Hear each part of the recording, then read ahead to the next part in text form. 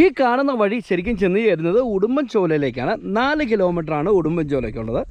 നമ്മൾ അങ്ങോട്ടുള്ള യാത്ര ഈ കാണുന്ന മല കണ്ടോ? ഈ മലയുടെ മുകളിൽ പോയി കഴിഞ്ഞാൽ നമ്മൾ തമിഴ്നാട് കേരള ബോർഡർ നമുക്ക് കാണാൻ പറ്റും. അതിൻ്റെ ഏറ്റവും ടോപ്പിൽ നമുക്ക് കയറി പോകാൻ പറ്റും. ഈ കാണുന്ന വഴി കൂടെയൊക്കെ നമുക്ക് കയറി പോകാൻ പറ്റും. പക്ഷേ നമ്മളിപ്പോൾ നിർഭാഗ്യവശാൽ ഇപ്പോൾ എന്താ സംഭവം എന്ന് ചോദിച്ചു കഴിഞ്ഞാൽ തമിഴ്നാട് മൊത്തം ഇങ്ങനെ മഞ്ഞിൽ കുളിച്ചിരിക്കുകയാണ്. അതുകൊണ്ട് നമ്മൾ അങ്ങോട്ട് പോകുന്നില്ല കേട്ടോ. ഇതേ നോക്കിയേ, ഇവിടെ നോക്കിയേ, എത്ര മനോഹരമായിട്ടുള്ള ആംബിയൻസ് നോക്കിയേ. ഫുള്ള് മലനിരകൾ. ഇതിനകത്ത് കാട്ടുമൃഗങ്ങളൊക്കെ ഉണ്ട് കേട്ടോ. ആന ഉൾപ്പെടെയുള്ള കാട്ടുമൃഗങ്ങളൊക്കെ ഉണ്ടായിരുന്നു. പണ്ട് ആ മലയുടെ ഏറ്റവും ടോപ്പിൽ ഒരു ചെറിയ വീടൊക്കെ ഉണ്ടായിരുന്നു കേട്ടോ. ഇപ്പോൾ എന്താണോ ഞാൻ വന്നു കഴിഞ്ഞപ്പോൾ വീടൊന്നും കാണുന്നില്ല. അവിടെ ഒരു വീട് കാണുന്നുണ്ട് അതിൻ്റെ ഉള്ളിലോട്ടോ, താമസമില്ല. അപ്പം ഈ ഒരു മേഖല കണ്ടോ, ഈ മലയുടെ അടിവാരത്തോടെ മനോഹരമായിട്ടുള്ളൊരു ഗ്രാമമുണ്ട്. ഞാനത് പറയാനാണ് ഈ വീഡിയോ ചെയ്യണേ. മനോഹരമായിട്ടുള്ള ഗ്രാമം ഒന്നല്ല, 2-3 ഗ്രാമങ്ങളുണ്ട്.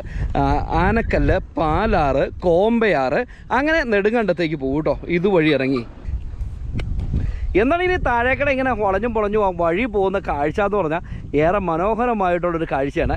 നിങ്ങൾ അവിടെ ആ കാർ ഇറങ്ങി പോകുന്ന കാഴ്ചയൊക്കെ കാണാൻ പറ്റും. ഇതിൻ്റെ താഴേക്കടയാണ് നമ്മൾ പോകേണ്ടത് കേട്ടോ. ഇതുകൊണ്ട് ഈ വഴി കൂടെയാണ് നമ്മൾ പോകേണ്ടത്. ഇത് ശരിക്കും താഴെ പോയി കഴിഞ്ഞാൽ പണ്ടത്തെ കാലത്ത് തമിഴ്നാട്ടിൽ നിന്ന് അരിയും പലവ്യഞ്ജനങ്ങളൊക്കെ കുതിരപ്പുറത്ത് കയറി വന്നിരുന്നുകൊണ്ടിരുന്ന ഒരു സ്ഥലമാണ് ഈ ഒരു പ്ലേസ്. കുറേ വർഷങ്ങൾക്ക് മുമ്പ് നമ്മൾ ആ മലയുടെ ടോപ്പിൽ പോയിട്ടുണ്ടായിരുന്നു. അതിൻ്റെ വീഡിയോ മാൻകുത്തി മേള എന്ന് പറഞ്ഞ് നമ്മുടെ ചാനലിലിട്ടുണ്ട്. ഇതിന് കൂടെ പിൻ ചെയ്ത് വെച്ചേക്കാം. ഇവിടെ നിലവിൽ ഇവിടെ വരുമ്പോൾ ഇവിടെ എല്ലാം മാലിന്യങ്ങൾ വലിച്ചെറിയുന്നതുകൊണ്ട് ക്യാമറയൊക്കെ വെച്ച് അത്യാവശ്യം സേഫ്റ്റി ആയിട്ട് ഇവിടെ ക്രമീകരിച്ചിട്ടുണ്ട് കേട്ടോ. യാത്ര നമുക്ക് ആരംഭിച്ചാലോ? നമ്മുടെ ചാനൽ ആദ്യമായിട്ട് കാണണമെങ്കിൽ ചാനൽ ഒന്ന് സബ്സ്ക്രൈബ് ചെയ്യാൻ വേണ്ടി മറക്കരുത്. മാത്രമല്ല നമ്മുടെ Facebook page Idukki chillies media എന്നാണ്, അതും കയറി ഒന്ന് ഫോളോ ചെയ്യാൻ വേണ്ടി മറക്കരുത്. അപ്പം ഇന്നത്തെ പുതിയ കാഴ്ചകളിലേക്ക് വീണ്ടും ഒരിക്കൽ കൂടി സ്വാഗതം. ഞാൻ അജീഷ്, ഇടുക്കി ചില്ലീസ്.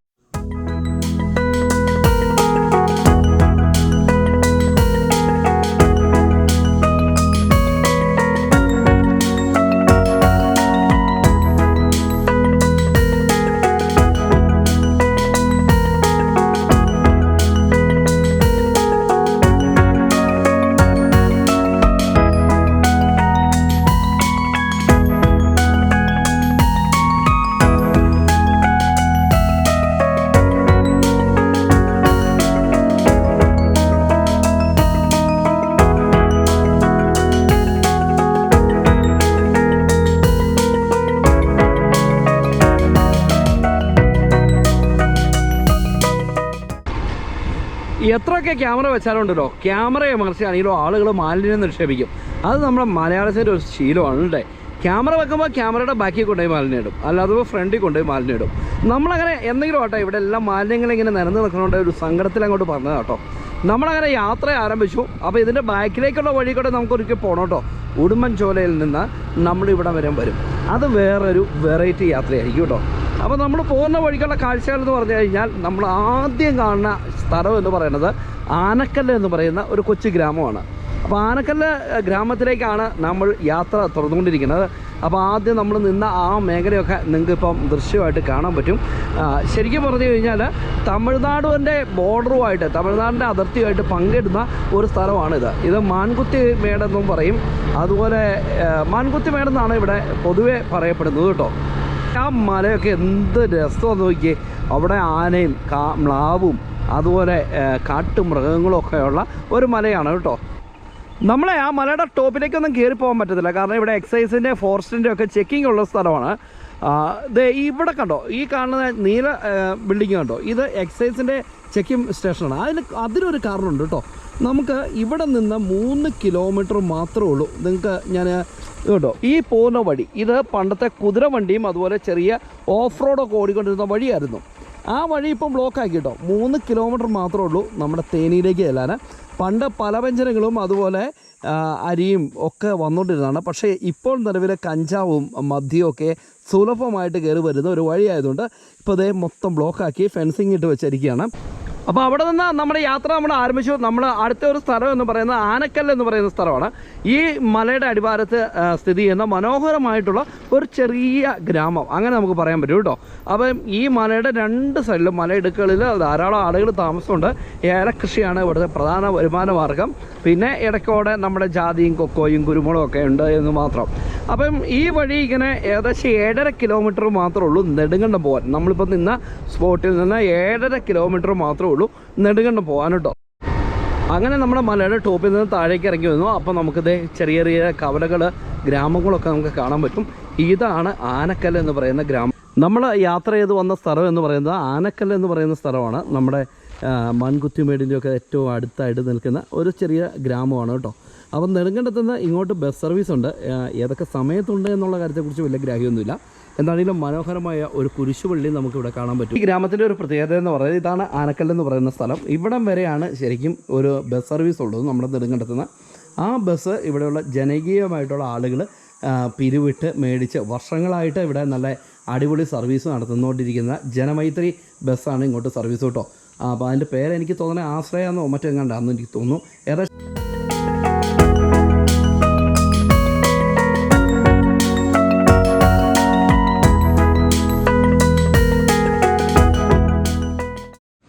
ചേട്ടാ പേരൊക്കെ ഒന്ന് പറയാമോ? സോമൻ. എത്ര വർഷമായി നമ്മളിവിടെ കടയൊക്കെ നടത്തുന്നത്? 37 വർഷമായി. കൃഷി ഏലം ഇപ്പോൾ പ്രധാന കൃഷി. ആദ്യം കുരുമുളകായിരുന്നു. അത് കഴിഞ്ഞ് പിന്നെ കൊടുങ്കാറ്റോടുകൂടി കുരുമുളക് പൂർണ്ണമായിട്ട് വന്ന് പോയി. അത് കഴിഞ്ഞ് മനുഷ്യൻ കുറച്ചു കാലം വിഷമിച്ചു. അതിനുശേഷം പൂർണ്ണമായിട്ട് ഏലകൃഷിയായി. ഇപ്പോൾ നിലവിൽ ഇവിടെ ഈ ആനക്കല്ലെന്ന് പേര് വരാൻ കാരണം എന്നാ? എന്തെങ്കിലും ഒരു ചരിത്രം അതിനുണ്ടാവുമല്ലോ. ആനക്കല്ലിൻ്റെ പേര് വരാൻ കാരണം എന്നാന്ന് ചോദിച്ചാൽ ഈ ക്ഷേത്രം ഇരിക്കുന്നിടത്ത് ആന വന്ന് നിൽക്കുമായിരുന്നു. ആന വന്ന് നിൽക്കുമായിരുന്നു. ഇപ്പം നമ്മൾ കണ്ട ക്ഷേത്രത്തിന് പിന്നെ അതിങ്ങനെ ആന ഇവിടെ വന്നൊരു താവളമായിട്ട്. പിന്നെ ഈ തമിഴ്ക്കാരായിരുന്നു ആദ്യ വഴി. തമിഴ്ക്കാർ ഒരു ആനയെ ഇങ്ങനെ കല്ലുകൊണ്ട് കൊത്തി പിന്നെ രൂപത്തിലങ്ങ് വെച്ചു. അതിങ്ങനെ ഇടയ്ക്ക് ആനകൾ വേറെ ആന വന്ന് ഇതെടുത്ത് ഇങ്ങനെ താഴെ ഇടും. പിന്നെ അതിങ്ങനെ ആൾക്കാരെടുത്ത് മുകളിൽ തന്നെ വെക്കും. അതിങ്ങനെ ഒരു പ്രോസസ്സിങ് നടന്നുകൊണ്ടിരുന്നു. ഇപ്പോൾ ഉണ്ടോ അത്? ഇപ്പം അതിൻ്റെ ഒരു ഒടിഞ്ഞു പോയി. എൻ്റെ ഇവിടെ വെച്ചിട്ടുണ്ട്. അത് കഴിഞ്ഞാൽ പുതിയ ക്ഷേത്രമൊക്കെ ഉണ്ടാക്കിയതുമൊക്കെ. കൂട്ടുകാരെ, നമ്മളങ്ങനെ ഫൈനലി നമ്മുടെ ആനക്കല്ല ഗ്രാമത്തോട് ഇവിടെ പറഞ്ഞു കേട്ടോ. അപ്പോൾ നമ്മളിപ്പോൾ കണ്ട ചേട്ടനില്ലേ, ആ ചേട്ടൻ കുറേ ചരിത്രങ്ങൾ എന്നോട് പറഞ്ഞു. ചേട്ടൻ പറഞ്ഞതെന്ന് വെച്ചാൽ ഇത് ഒരു 40-50 വർഷങ്ങൾക്ക് മുമ്പ് ഫുള്ള് തമിഴന്മാരായിരുന്നു ഇവിടെ. തമിഴ്നാട്ടിൽ നിന്ന് വന്ന ആളുകളായിരുന്നു.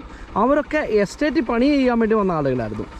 എന്ന് വെച്ചാൽ നമ്മൾ തൊട്ടപ്പുറം ഒരു പള്ളിയുണ്ട്. ആ പള്ളിയുടെ അവിടെ തൊട്ട് നമ്മൾ നിന്ന് ആ സ്പോട്ട് വരെ ഒറ്റ വ്യക്തിയുടെ സ്ഥലമായിരുന്നു എന്നാണ് പറഞ്ഞത്. ആ വ്യക്തിനെ തമിഴ്നാട്ടിൽ നിന്ന് ആദ്യം കുതിരവണ്ടിക്കായിരുന്നു അദ്ദേഹം നമ്മൾ ആദ്യം കാണിച്ച വഴിയിൽ നിന്ന് അദ്ദേഹം യാത്ര ചെയ്തുകൊണ്ടിരുന്നത്. മാത്രമല്ല ശരിക്കും പറഞ്ഞു കഴിഞ്ഞാൽ 4 കിലോമീറ്റർ മാത്രമേ ഉള്ളൂ നമ്മൾ മുമ്പേ കണ്ട വഴിക്കടെ തമിഴ്നാട്ടിലേക്ക് തേവാരത്തേക്കാണ് ഇറങ്ങി ചെല്ലുന്നത് കേട്ടോ. അദ്ദേഹത്തിന് വേണ്ടി മാത്രം തമിഴ്നാട്ടിൽ നിന്ന് ടെലഫോണൊക്കെ വലിച്ച് ഇവിടെ കൊണ്ടുവന്നിട്ടുണ്ടായിരുന്നു. അപ്പം ലാൻഡ് ഫോണിൻ്റെ ഒരു കണക്ഷനൊക്കെ അദ്ദേഹത്തിന് വേണ്ടിയായിരുന്നു. പക്ഷെ പിന്നീട് പ്രായമായി കഴിഞ്ഞപ്പോൾ അദ്ദേഹത്തിൻ്റെ അവസ്ഥ വളരെ ദയനീയമായിരുന്നു. അമ്മയുടെ നടയിൽ അദ്ദേഹത്തെ മക്കൾ തള്ളിക്കളഞ്ഞു എന്നാണ് ചേട്ടൻ എന്നോട് പറഞ്ഞത് കേട്ടോ. ചേട്ടൻ്റെ വിശ്വസിച്ച് നിങ്ങളോടും അങ്ങോട്ട് ഷെയർ ചെയ്തതാണ്. പക്ഷേ ആരാ ഏതാ എങ്ങനെയാണെന്ന് പേര് പറയാത്തതുകൊണ്ട് നമുക്ക് കുഴപ്പമില്ല. നമ്മളങ്ങനെ ആനക്കല്ല് ഗ്രാമത്തിൽ നിന്ന് നമ്മളങ്ങനെ മുന്നോട്ട് പോകുമ്പോൾ അടുത്തൊരു സ്പോട്ട് എന്ന് പറയുന്നത് പാലാർ എന്ന് പറയുന്ന സ്ഥലമാണ് കേട്ടോ. പാലാർ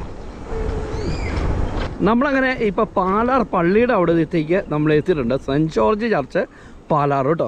അപ്പോൾ ആനക്കല്ല് കഴിഞ്ഞാൽ പിന്നെ അടുത്തൊരു ഡെസ്റ്റിനേഷൻ എന്ന് പറയുന്നത് പാലാറാണ്. ഈ പള്ളി കുറച്ച് ഉള്ളിലേക്ക് കയറിയിരിക്കുന്ന പള്ളിയാണ്. നമുക്ക് റോഡ് സൈഡിൽ നിന്ന് ഇപ്പോൾ കാഴ്ച കാണാൻ പറ്റുള്ളൂ. പാലാർ പള്ളി. ഞാൻ അങ്ങോട്ട് കയറാതിരിക്കുന്നതെന്ന് വെച്ചാൽ അവിടെ ഈ മറ്റേ സൺഡേ സ്കൂളിൻ്റെ പ്രോഗ്രാം നടന്നുകൊണ്ടിരിക്കുകയാണ്. അപ്പോൾ അങ്ങോട്ട് കയറിയിട്ട് നമ്മളെ ശല്യം ചെയ്യേണ്ടല്ലോ എന്നോർത്തുകൊണ്ട് നമ്മൾ അങ്ങോട്ട് കയറാതിരിക്കുന്നത് കേട്ടോ.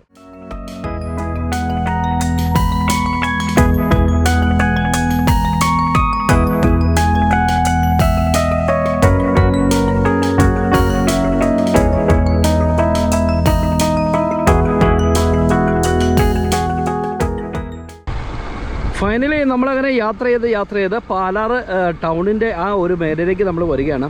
പാലാർ കഴിഞ്ഞ് കഴിഞ്ഞാൽ പിന്നെ അടുത്തത് കോമ്പയാറാണ് കേട്ടോ. അപ്പം കോമ്പയാർ എന്ന് പറയുന്നത് അത്യാവശ്യം വലിപ്പമുള്ള അത്യാവശ്യം ഡെവലപ്പായിരിക്കുന്ന ഒരു സ്ഥലമാണ് കേട്ടോ. അപ്പോൾ നമ്മളിങ്ങനെ താഴേക്ക് ഇറങ്ങി പോകുമ്പോൾ താഴെ കുറച്ച് കടകളുടെ കാര്യങ്ങളൊക്കെ നമുക്ക് കാണാൻ പറ്റും. ഈ ബോഗൺവില്ല പൂത്തിരിക്കുന്ന ഒരു കാഴ്ച വേറൊരു വൈബ് തന്നെയാണ് കേട്ടോ. അപ്പോൾ ഇതിൻ്റെ താഴേക്കളെ മതിയായ ഒരു പുഴയോ തോടോ എന്ത് വേണമെങ്കിലും നമുക്ക് വിശേഷിപ്പിക്കാം. ഭയങ്കര ഡേഞ്ചറായിട്ട് ഒഴുകുന്ന ഒരു സ്ഥലമാണ്. നമുക്ക് മഴക്കാലത്ത് വന്നാൽ മാത്രമേ അത് നമുക്ക് കാണാൻ പറ്റുള്ളൂ. കുറച്ച് ദൂരം കൊണ്ട് വന്നു കഴിഞ്ഞപ്പോൾ വണ്ടി നിർത്തിയിട്ടോ. ഇവിടെ ഒരു കേഡർ കൊണ്ട് പണിതിരിക്കുന്ന ഒരു പാലം നമുക്ക് കാണാൻ പറ്റും. മഴക്കാലങ്ങളിൽ ഈ പാലത്തിനടിയിലൊക്കെ അതിശക്തമായ വെള്ളമൊഴുക്കുള്ളതാണ്. ഒരു ചെറിയ പുഴയോ അല്ലെങ്കിൽ എന്താ പറയുക ഒരു ചെറിയ തോടുന്നൊക്കെ നമുക്ക് പറയാൻ പറ്റും കേട്ടോ. ചേട്ടാ ഇത് ഏത് പുഴയാട്ടാ? അത് പാലാറാണല്ലേ? ഇത് പാലാറ് എന്നിട്ട് ഇതാണോ നേരെ ഇരട്ടിയാറിലേക്ക് തന്നെ കടിക്കൂ? ചേട്ടൻ പേരാ? സ്വരാജ്. അപ്പോൾ അതെ ഇതുവഴി ഇങ്ങനെ മഴക്കാലത്താണെങ്കിൽ നല്ല ദൃശ്യം നമുക്ക് കാണാൻ പറ്റും കേട്ടോ. അതോ ഇങ്ങനെ ഒഴുകിയിട്ട് നേരെ നമ്മുടെ ഇരട്ടിയാർ ഡാമിലേക്കാണ് ചെല്ലുന്നത്. അവൻ നാണോ തോന്നുന്നു, ഒരു ഓടിയവൻ. ഒരു ഹായ് തരാവോ? ഒരു ഹായ് താന്നേ. ഷോ അത് ഇത് പ്രൈവറ്റ് വ്യക്തിയുടെ വീട്ടിലേക്ക് പോകണോ പാലം? അതല്ലേ.